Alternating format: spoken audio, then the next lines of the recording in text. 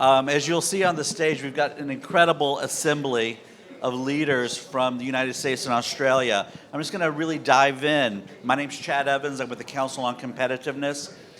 We are all living today in a world of incredible disruption and discontinuity, one in which the combination of imagination, insight, ingenuity, invention, and impact, that's how we define innovation at the Council on Competitiveness, will define not just our economic and productivity growth potential, but will define our national security and world order going forward. In today's hyper-competitive world, Joseph Schumpeter's creative destruction is the key to innovation, is the key to competitiveness. It is the driver. And yet, despite many breakthroughs across Australia and the United States, both nations still face shared challenges and, yes, shared opportunities. Mostly, how can we develop and deploy breakthrough technologies and innovations at unprecedented speed and scale in this age of disruption and discontinuity? Why do I ask that question? Because the stakes are incredibly high. Emerging technologies, the ones that we've discussed this morning, AI, advanced energy systems, quantum, whoever leads in these domains will, yes, shape the standards of our world, they'll shape markets, and they will secure advantage for decades to come. Here's the truth, the bottom line. Innovation cannot be confined, cannot be contained to elite institutions or agglomerated in just a handful of cities along the coasts of Australia and the United States. If we really want to out-innovate, if we really want to out-compete, we're going to have to optimize our entire societies for an age of innovation. Unlocking innovation everywhere for everyone, as our former National Science Foundation Director Panchanathan often said. So we've got a lot to do in both countries, and we've really got to ask ourselves, and we're going to do that on this panel, are we doing enough? Are we acting fast enough to translate scientific leadership into economic leadership and ultimately security? So this conversation is one of urgency, it's one of ambition, and it's about how our two nations can come together, work together, overcome some systemic challenges, but also face the extraordinary opportunities that lie in front of us. So I'm delighted to be joined by 6 incredible panelists. And Phil, we understand if you got to get up and leave, do so. But I am going to come to you first, so hold on. But first, Dr. Russ Boyce, Managing Director of Mission Assurance. Dr. Peter Dorhout, the Vice President of Research at Iowa State University and the former President of the American Chemical Society. Mr. Phil Morrill. Phil is a partner at Main Sequence, a large venture capital firm. I know everyone here from Australia knows $1 billion or more under management and really trying to transform deep tech across 6 major global grand challenges. We've got Rick Wiley, the CEO of Key Options. Thanks, Rick, for being with us. Catherine Woodthorpe, the president of the Australian Academy of Technological Sciences and Engineering. And by the way, Catherine, we spent a lot of time with your team in Canberra over the past 2 days, so thanks for that. We learned a lot, and we very much enjoyed that experience. And we're also joined by Dr. Brett Goldstein. Brett arriving just in time delivery after a really difficult set of challenges to get to Australia from Munich, Singapore, Bali, everywhere else in between. Brett is the special advisor to the Chancellor of Vanderbilt University. So I'm going to talk a little bit about innovation, capacity, and capability, grill the panel, and then we're going to frame our chat around 4 vectors: talent, technology, investment, and infrastructure. But first on capacity and capability. And Phil, I'm going to come to you first, but I'm then going to open it up to everyone on the panel. I really want us to get to really what are at stake. What would be the real world implications if the United States, if Australia did not lead in some of the incredible breakthrough innovations and technologies that we've been talking about today? Does it matter? Can we be a fast follower? Yeah, of course it matters. I think every nation in the world actually should be striving to out-innovate themselves, let alone everybody else. I just think it creates a healthy environment when innovation courses through everybody's veins.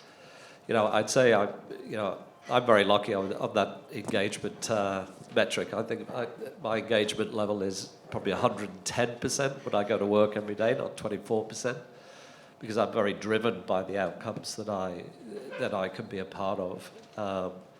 I think we're living in a world which is full of abundance. There is so much possibility. The stuff that's coming out of the labs, from the scientists, is we can solve pretty much any problem you can think of.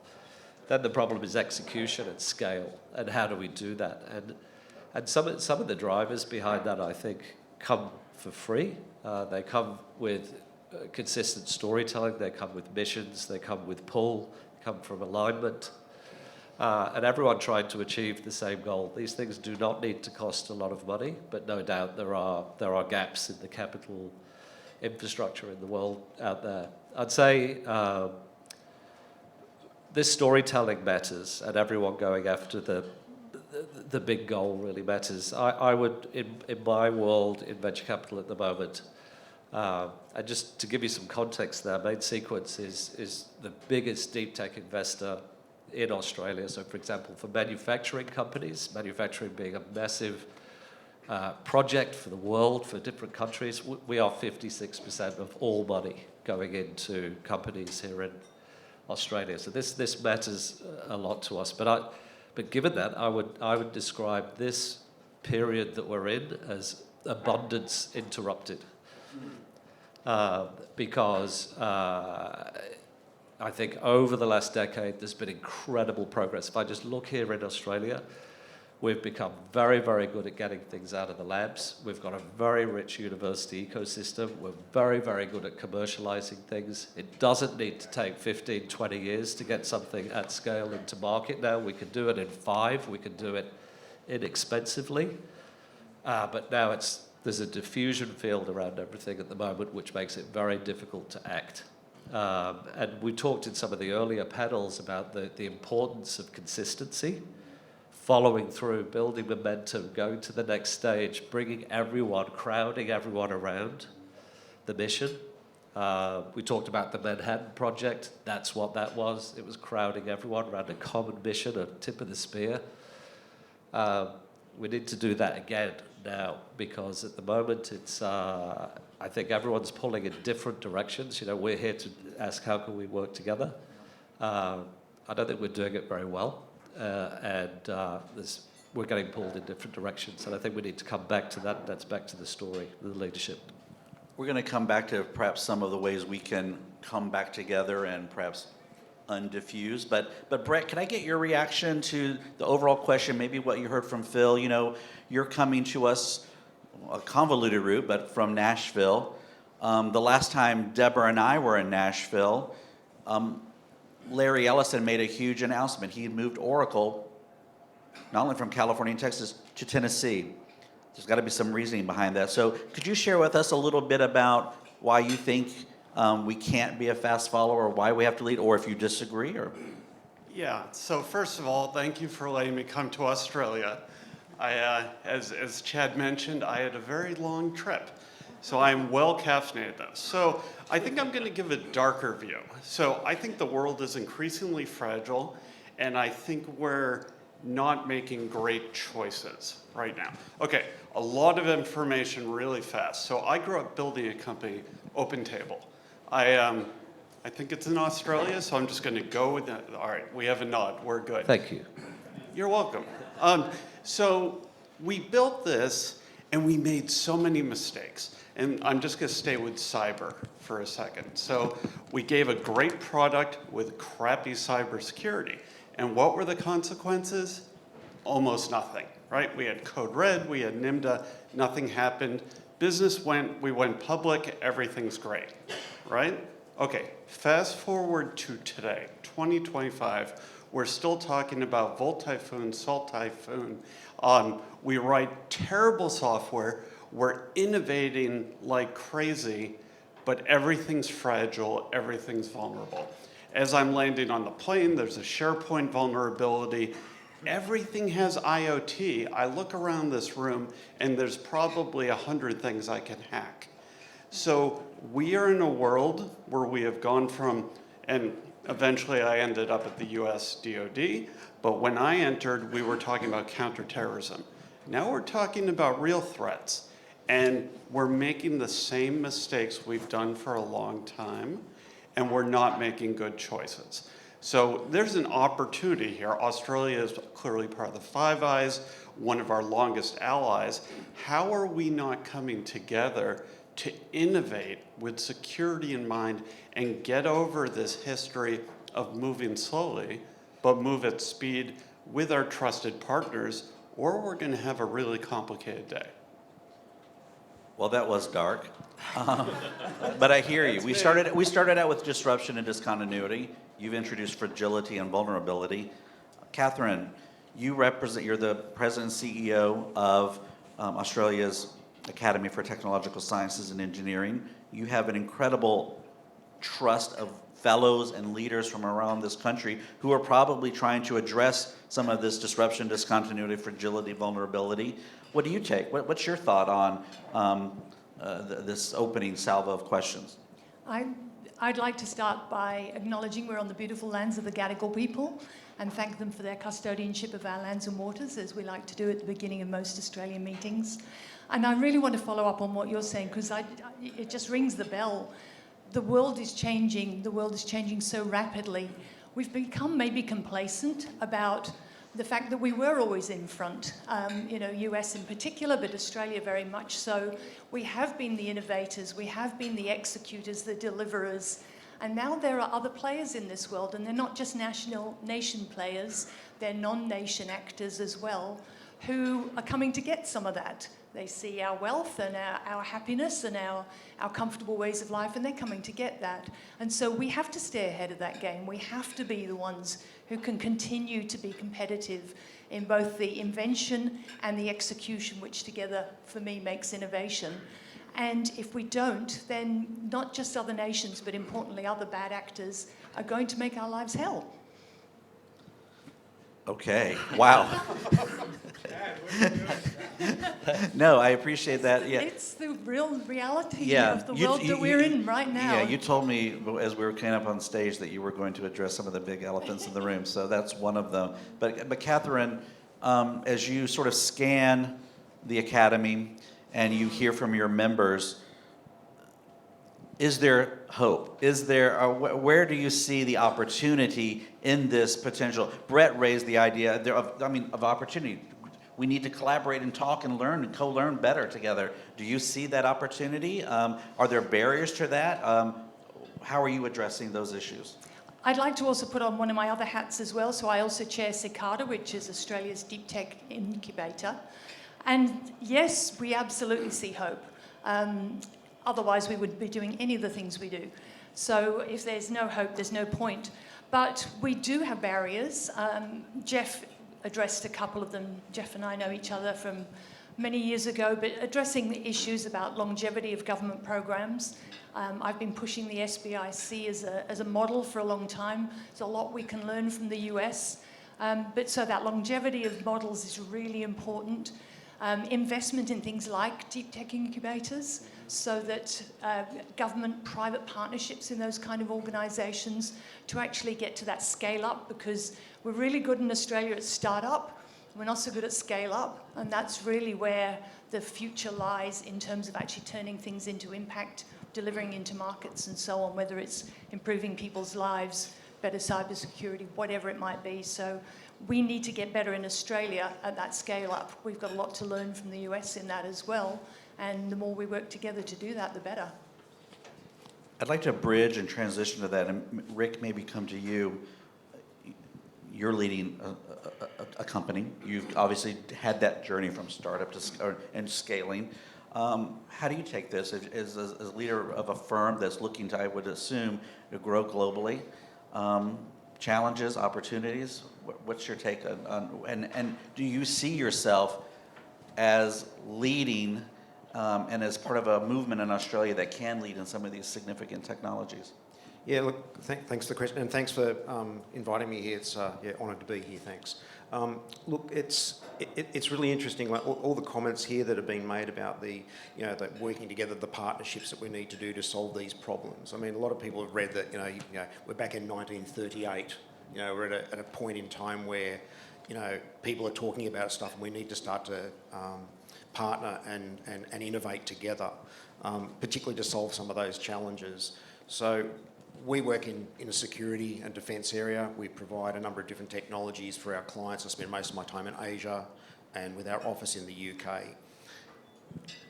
I'll give you an example of today. Today at 5 o'clock this morning, I got a request to say, we have a problem in an Asian country from a US partner we needed to solve. Within 3 hours, we had 14 different companies connected together, talking to each other to solve a problem that they need to get fixed today. So that sort of level doesn't just happen at government level, it happens even at the small to medium business level. And a lot of people need to look at how we can solve those problems at those levels without going through traditional ways of saying, I need to go and speak to a larger organisation to do that. So that's how we work, and it's something that we've had to kind of learn very quickly to grow our business and solve challenges that the people are coming up against.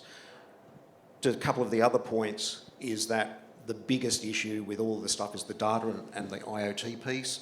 That is everywhere, and you have to solve that problem, because otherwise we're going to have those challenges of bad actors coming in and taking data and getting into systems. So I think that the partnering needs to happen at all levels, and people need to be a little bit more innovative in the way that they think. And one of the great comments from today is not what we think, not taught to what to think, but how we should think. So we need to think how we need to solve a new problem and how we can pull those pieces together. And I think from a small and medium enterprise, some great technologies coming out there. And I think it's really important that those sorts of companies need to start reaching back into the universities and the other organisations on how they can help bring those to market in a much better way. Well, why don't we bridge on that last point?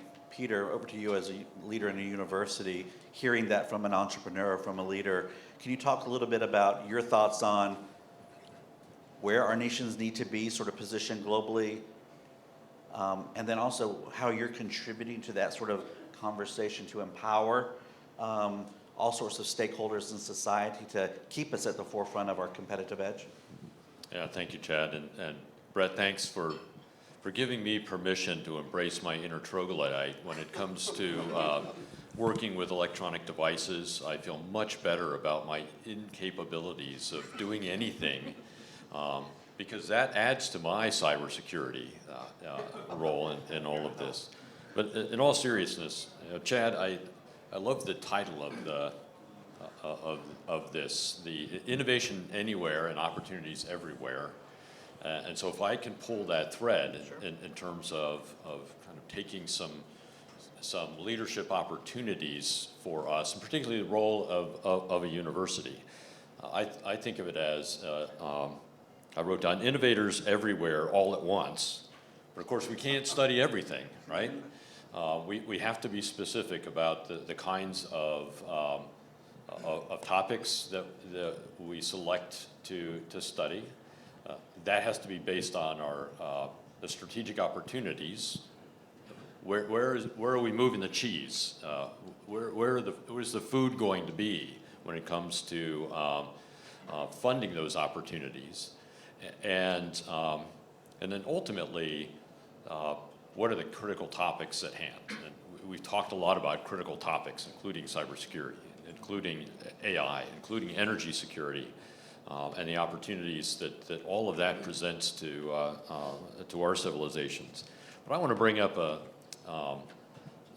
something that we've done as key partners in convening talent around some specific ideas. So this goes back to the innovators everywhere, but not everything all at once.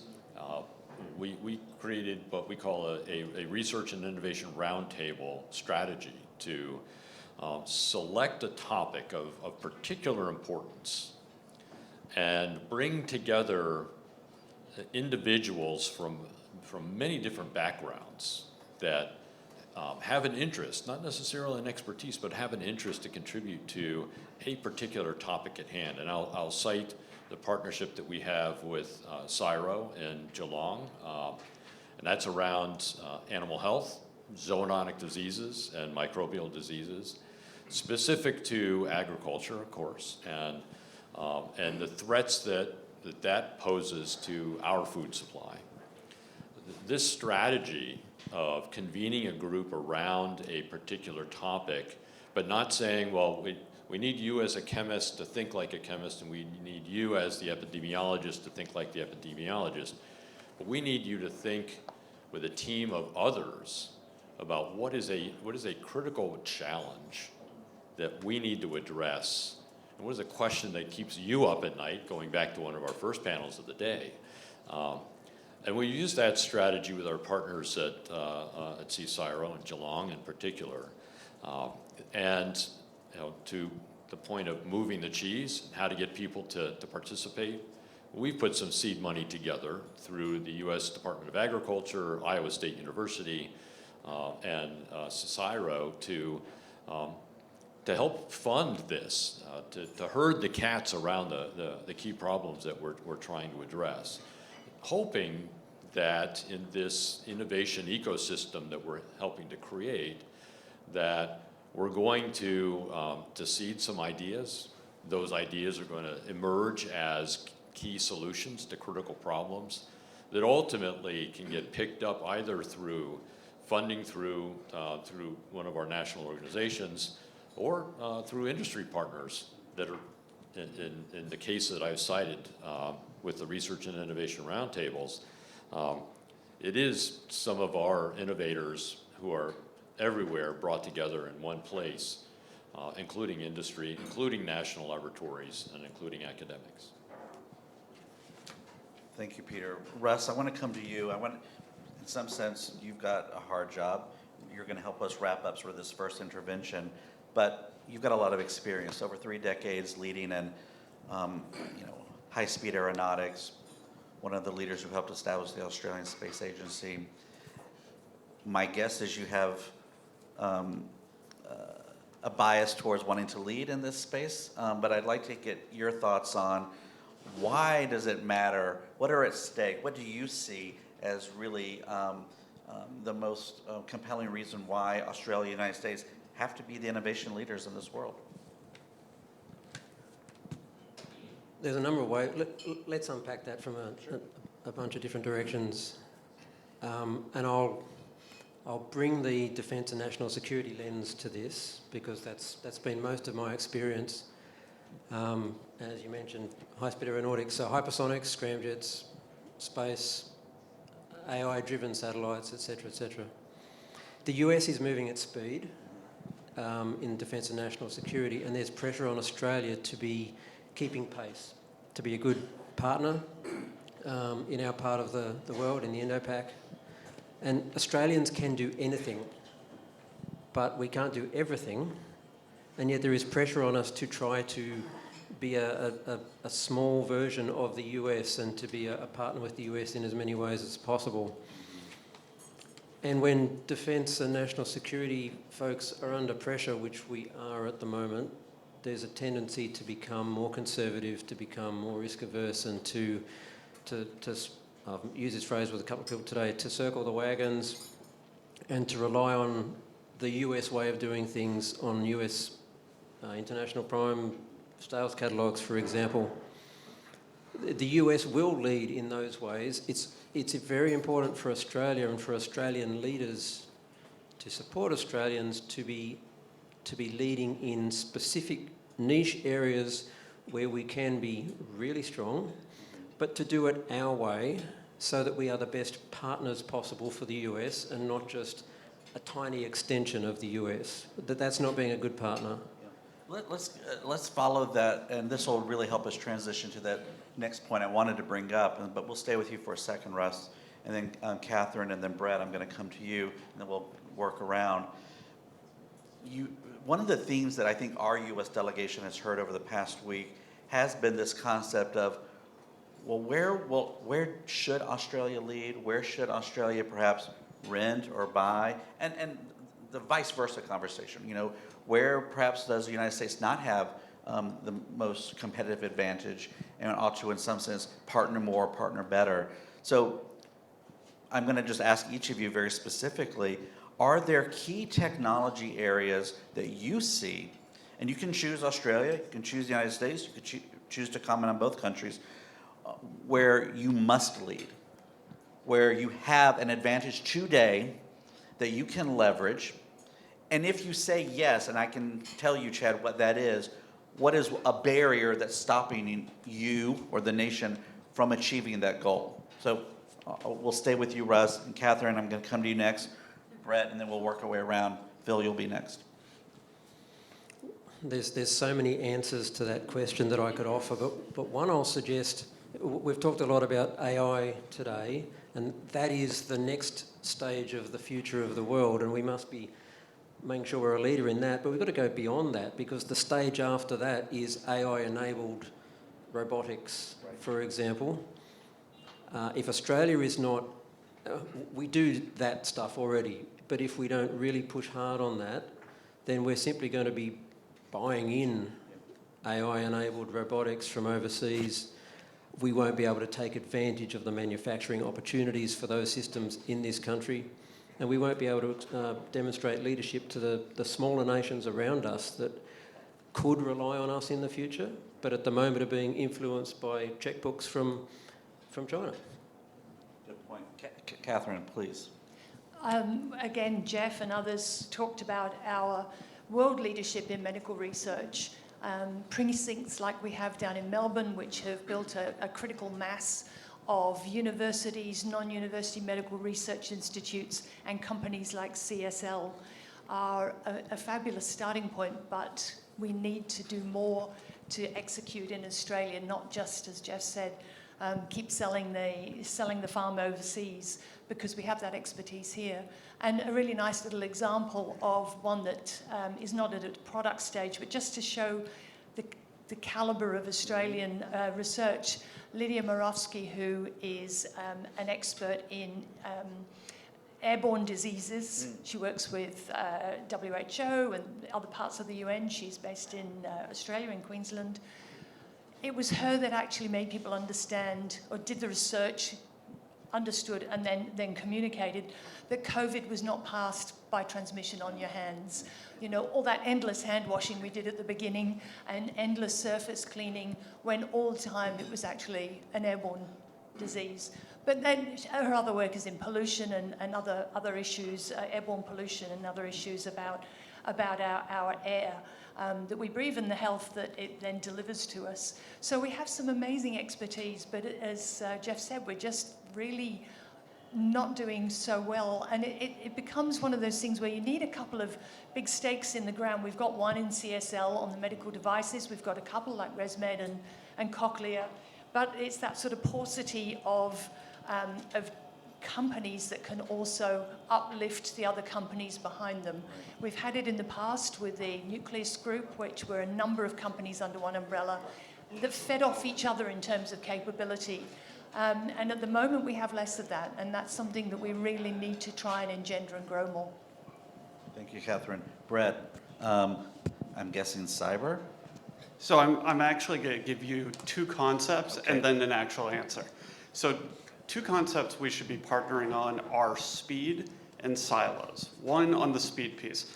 Like everyone's heard the expression, and I am putting on my NatSec hat here, good enough for government work, right? So we live in a world where threats are measured in minutes and hours, your example from this morning, and we think about contracts and deliverables in years. That's crap, okay? We do not compete at that level. Bucket two, silos. Friend of mine, Gillian Tett, wrote a book, The Silo Effect. If you haven't read it, you should. What does that mean? We need to think about things in an interdisciplinary way. I'm a computer scientist, right? I really like my technical world, but I learned I have to speak policy, I have to brief, I have to talk to humans, all of those things. At Vandy, we now have degrees which are coders who speak policy and policymakers who write code. We need to be there. Like, I have sat through so many meetings where someone's like, I'm not a coder. And I'm like, I don't give a blank, we're being recorded. And we need to understand what we are doing and what we're talking about. These are things we can partner about. On the applied piece, cyber defense. So this is existential to all of us. Whether it's Five Eyes, Indo-PACOM, this region, look at what's going on with critical infrastructure. Like, if everyone in this room is not worried about critical infrastructure, you're doing the wrong thing. We need to come together, focus on cyber defense, figure out how to defend this, or we're all gonna have a really bad day. And we are uniquely positioned to do this, and we need to stop thinking about bells and whistles and instead get to the fundamentals, or we're missing the big picture. Can I jump in and say critical infrastructure data is part of critical infrastructure? And if there's one area at the moment that the US and Australia are falling apart on, it's data.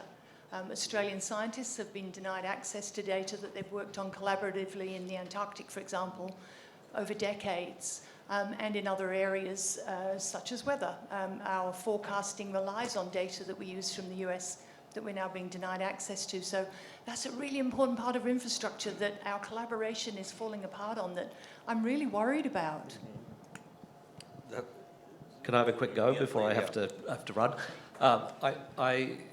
I'd just like to focus on growth and abundance and opportunity above for a moment what these events quite often get to, which is defence, winning, beating the competition, whatever. There are three areas which I think I'm very excited about for Australia. It could massively increase our GDP. So first of all, I'd like to build on Russell's comment on AI-supported robotics. We have some incredible scientists here, some amazing companies growing. If we want to have any chance of building an actual domestic manufacturing capability, that will be what drives it. And the interesting question is, if Australia is one of the countries which is actually leading in that field, and the US is one of the countries that's leading in that field, then what becomes possible with manufacturing if we have that? Second one is quantum technology. We have some of the best world-leading quantum engineers, quantum physicists here in Australia. Even the American quantum computing companies are led by Australian inventors.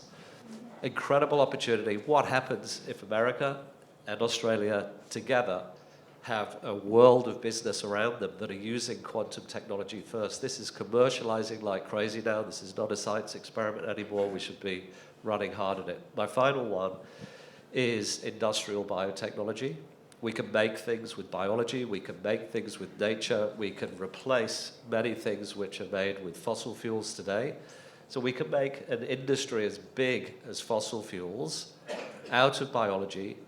And Australia has an advantage because we're the second biggest agricultural landmass in the world, and you need to grow things to have an industrial biomanufacturing environment. So this is an opportunity for Australia to lead in three different areas, and through collaboration with the US, I think there's an incredible chance of getting that done, but we have to do it together. Phil, let me just stay on 2 points. I'm going to start with the bio point. Just perhaps as an invitation, Deborah mentioned the Council on Competitiveness's National Commission on Innovation. It's a multi-year effort. We're at a moment where we're pivoting that work, not moving away from innovation entirely, but a specific deep dive over the next couple of years on the future of the bioeconomy.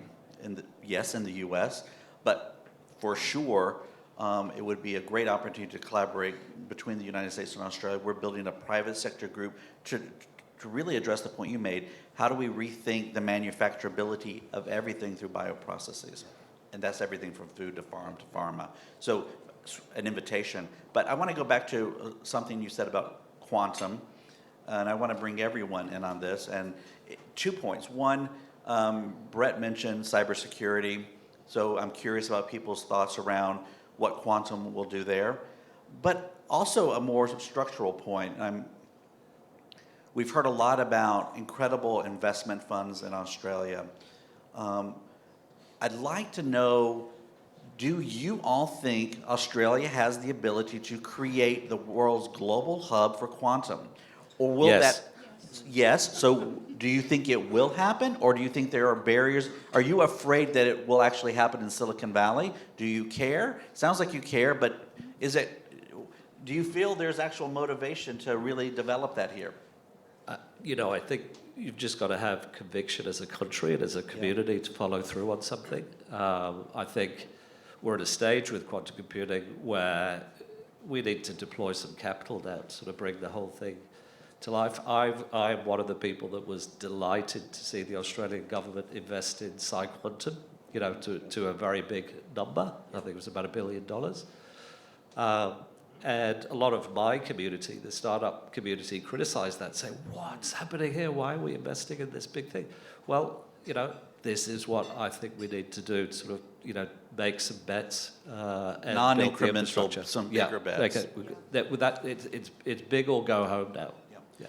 Rick, you want to jump in on your thoughts on your wish list, your priority list? My wish list definitely quantum and also more AI. So currently Australia sits at about 2.7% of AI and data centres. US is 54%, and I think China's about 16%. So we really need to up our game on that.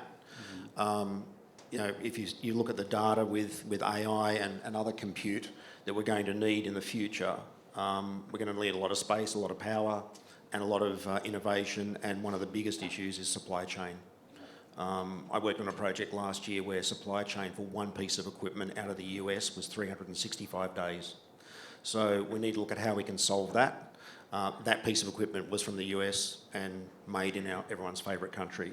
So they're the sorts of challenges we need to see, and Australia really needs to ramp up manufacturing in that space as well. And that's something that Australia and the US need to collaborate on to help us get to that point back again. And I think we'll hear from some of the conversations to come. You just alluded to it. All of these opportunities and priorities require energy. And so we'll think a little bit about what the future of our two nations' energy systems might look and how they could collaborate. I want to move to a point that you sort of began to touch upon, Rick. It's that technology obviously is important, but if you don't have people who are if you don't have the talent to develop and support and sustain technological-based innovation, you're really nowhere. So I'd like to just maybe shift and understand, and Peter, maybe I'll start with you on the U.S. side this time. What are your priorities as you think about developing the talent to support the sorts of technologies and technology-based innovations we've been talking about? Do you feel the United States is preparing? And of course, we're going to get our comments and impressions from our Australian colleagues. I think that the skilling, the upskilling, the reskilling, the skilling of the workforce at all levels depends on a conversation that we have to have with all of the users. Getting back to everything, everywhere, all at once, the notion of engaging, and this is one of the things that we pride ourselves on as a land-grant university, is engaging the community, engaging the stakeholders. And as we build out our innovation ecosystem out in the middle of flyover country, we do depend an awful lot on the conversations that we have with the industry, the user base of our product as a university, but particularly in education, higher education writ large. It's not just the baccalaureate degrees and the PhDs and the master's degrees, but it's the skilled labor force all over. And when you talk about, our colleague here brought up biotechnology and bioproduction, bioprocessing, and that intersection with the other technologies, we're going to have to do a better job with understanding what the end users require and building that into what we teach, how we engage students from K-12 through community colleges, universities, and so forth. Well, let's ask some of the end users. Anyone can jump in here. You're all hiring people.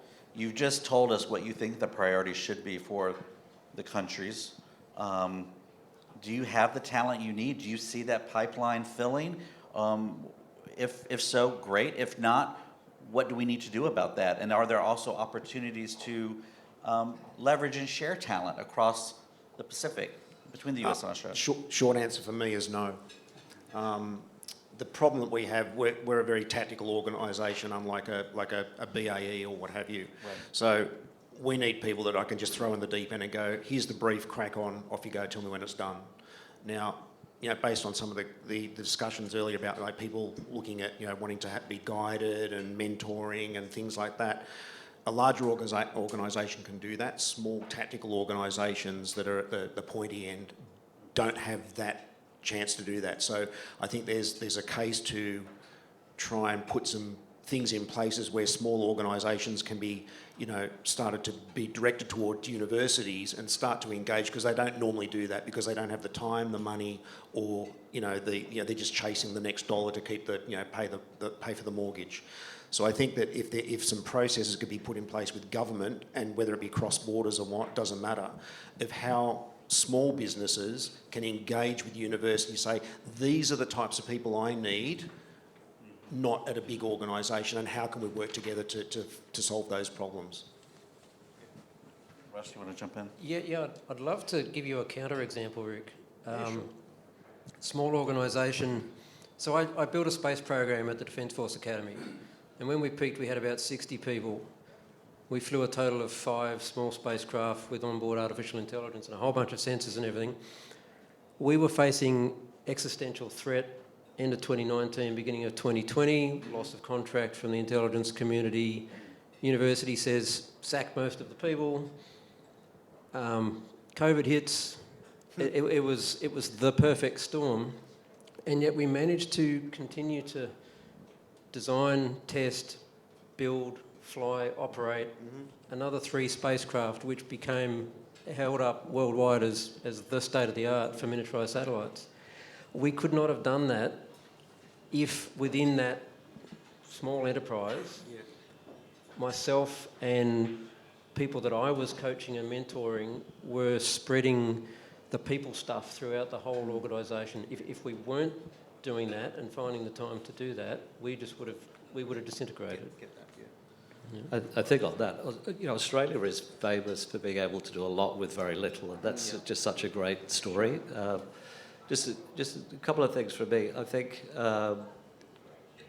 all these new things we're building, there is a tiny, tiny pool of global experts that could do some of the key skills. So if you need to build a factory or something, well, you don't put a LinkedIn post and hope somebody answers, right? You've got to really find that person, and we need to do better at spreading the knowledge. I find myself interviewing a lot of people who are like retired 70-year-old people from a bygone era who used to do this stuff, and how do we sort of bring them back in? So that's a gap I think we need to get to.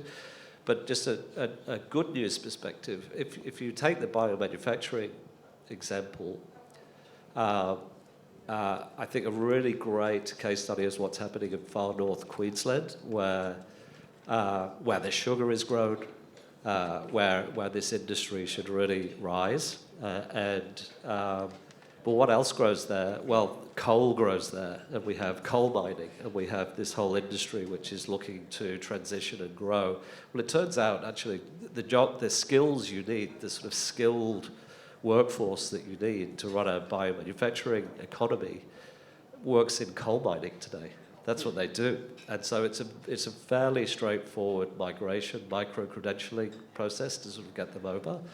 And I think there's a lot of smart thinking we can do around that, but we do need to re-educate people pretty quick.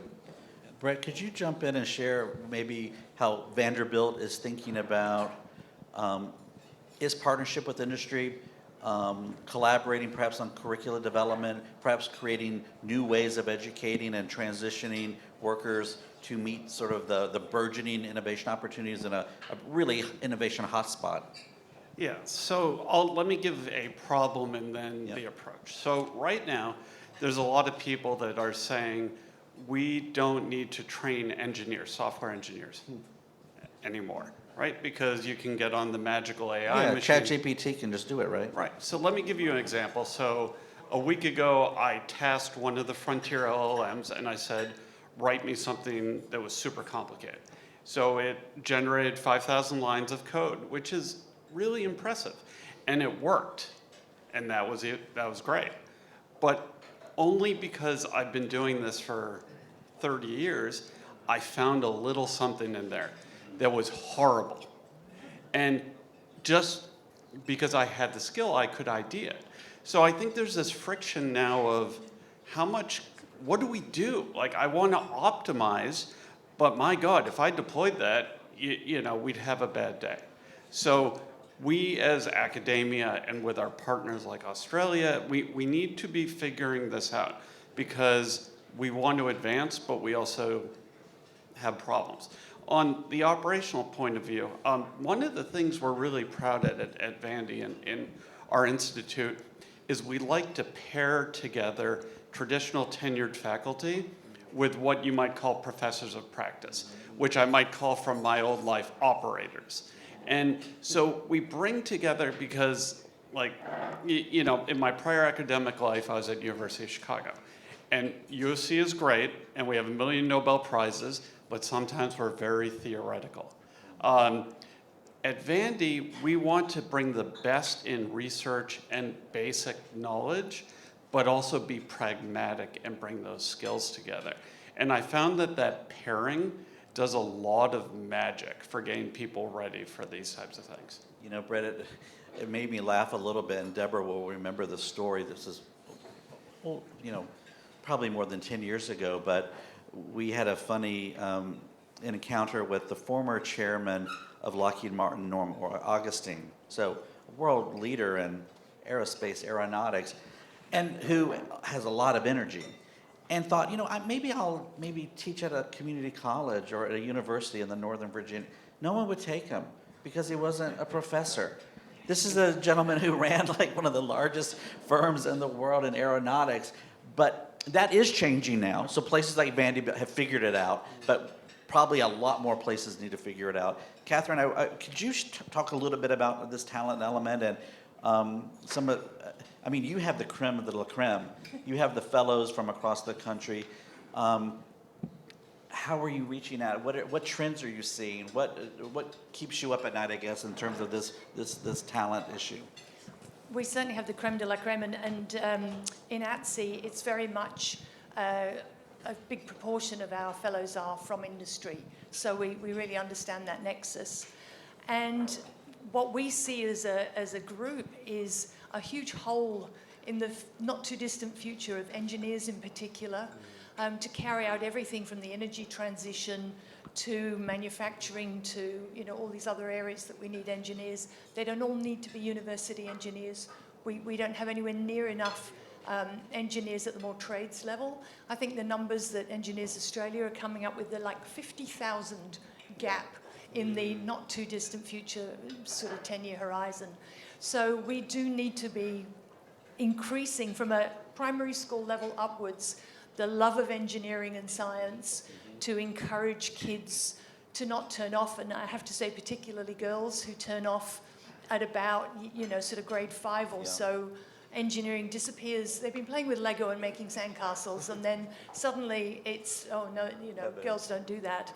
So we need to work harder at that. Our academy has some really great programs at primary and secondary school levels, and then encouraging people at university level as well. So that's really important.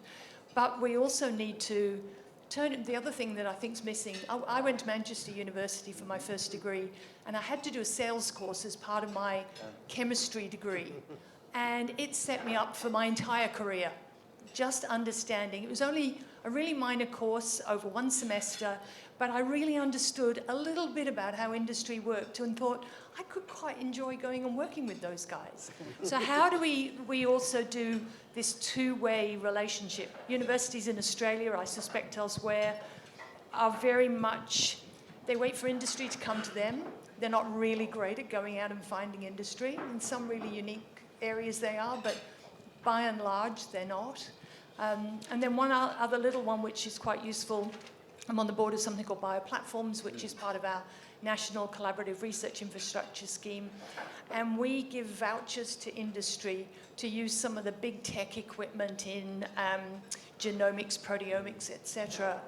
we give them vouchers to use that equipment. So small companies actually have access to kit that they would never have access to otherwise. So that's one small example of things you can do for startups and scale-ups to help them get access to kit that would be absolutely out of their reach.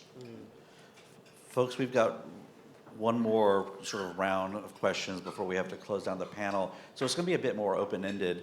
It's a very broad, diverse panel. So I'm just going to ask each of you to take a moment and think about if there were one lever you could pull or a recommendation or two to really help us sort of meet the theme of our panel, which is about accelerating the frontiers of science and technology. It can be something for you would what public policymakers to do. It could be something you would envision the private sector could undertake. If you could leave us with an idea that perhaps we can go forward and even pursue after this panel. And Russ, not to put you on the spot, but since you're right next to me, we talked a little bit about some of your concerns around some of the ways in which societies can encourage or discourage risk-taking. Perhaps that's something you'd like to share, but please, whatever you think comes to mind would be helpful here.